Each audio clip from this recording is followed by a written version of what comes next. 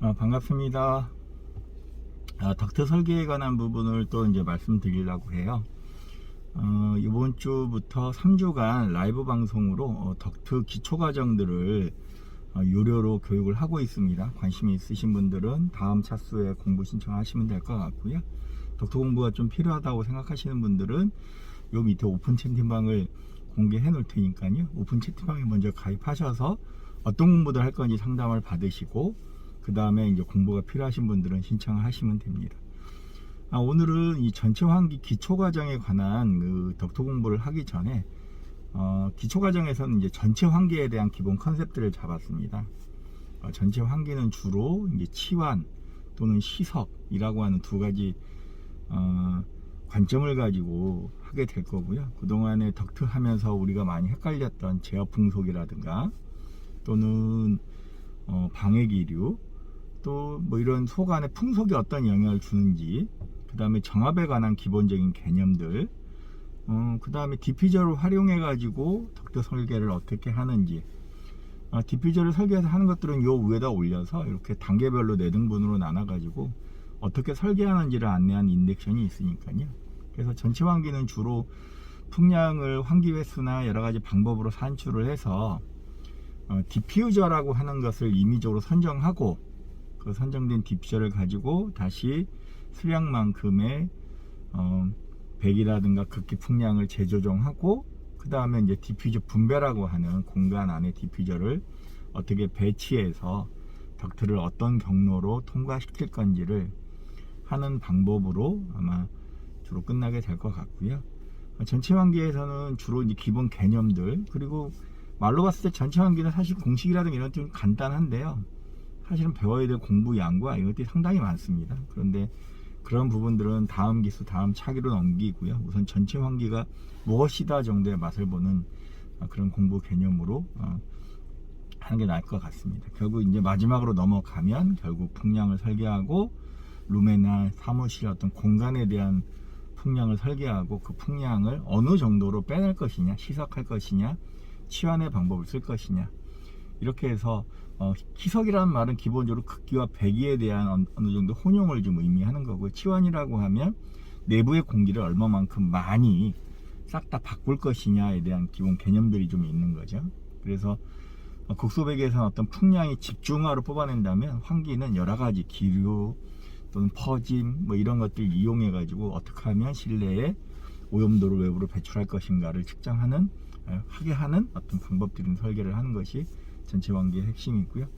전체 환기를 쭉 쫓아가다 보면 결국 그 전체 환기는 공기를 다루는 거고, 그 공기 속에 이제 유해가스를 외부로 빼내냐 버리냐는 환기의 개념이고, 그럼 그 안에 습도, 온도, 냉방, 난방을 조절해 넘어가게 되면 헤이법 즉 냉난방 시스템에 관한 부분으로 넘어가게 되어 있습니다.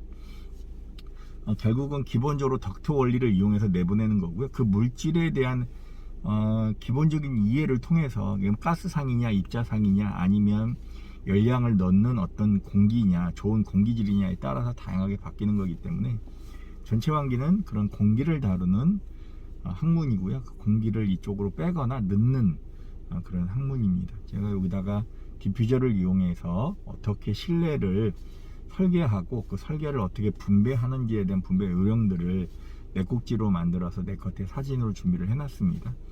그것들 여기다가 차분히 넣어서 이렇게 할 겁니다. 처음은 가로 세로 높이 내용적을 가지고 공간의 면적을 계산하고요.